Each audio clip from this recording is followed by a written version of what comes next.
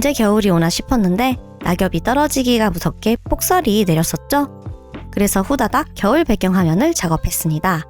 더보기란에 다운로드 받으실 수 있는 주소 올려둘 테니 참고해 주시고요. 이번에는 러프 스케치를 아이패드의 프로크리에이트로 하고 손 따기부터는 PC에 있는 클립 스튜디오로 작업을 해보려 합니다.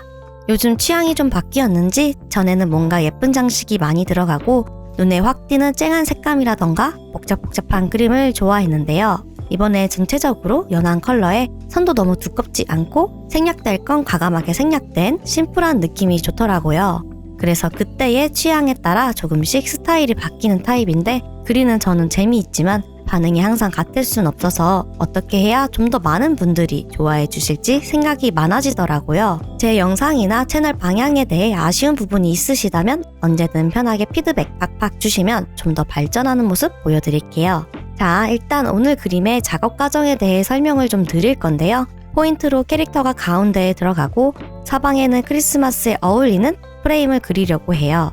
근데 이제 동그란 윗부분이 필요해서 원형자를 겹치게 여러 개 배열한 다음 윗부분만 구름처럼 쭉 이어서 프레임으로 그려줍니다. 그리고 프레임 안쪽으로 패턴을 그릴 건데 크리스마스 시즌의 사랑의 열매로 불리는 호랑가시 나무를 최대한 단순하게 뾰족 나무니까 3개의 빨간 열매만 그려주었어요. 그린 호랑가시나무를 쭉 복붙해 주는데요. 4개의 꼭지점은 크기가 달라서 새로 그려줄 겁니다.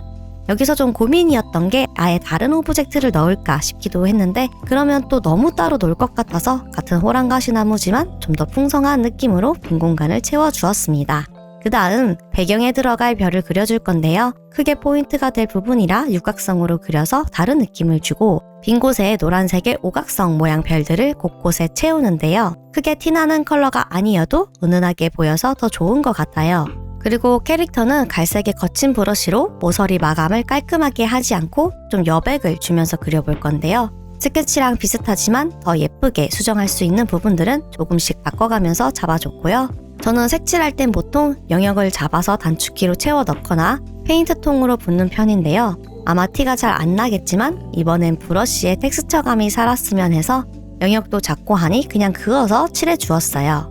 빨간색 옷에 초록색 도트로 무늬를 넣어서 심심하지 않게 채워주었고 아래에 문구를 넣을 곳을 칠해 태그 달려있는 것처럼 만들었어요.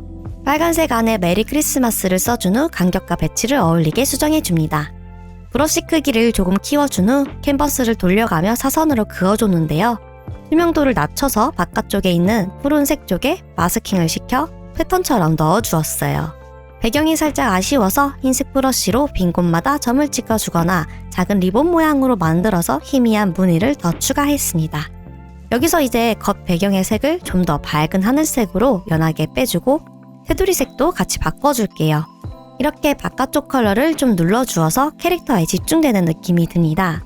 완성한 이미지를 저장하고 포토샵으로 가져와서 모바일 목업에 넣어주고 뒤에 배경에도 완성한 이미지를 넣어 블러 효과와 함께 가운데와 위, 아래의 모서리들을 지우고 전체적으로 배열 정리를 해준 후 홍보용 이미지까지 완성해줍니다.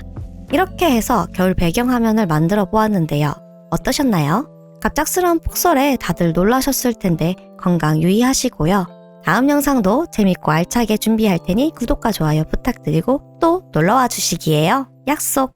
그럼 좋은 주말 보내세요. 유바!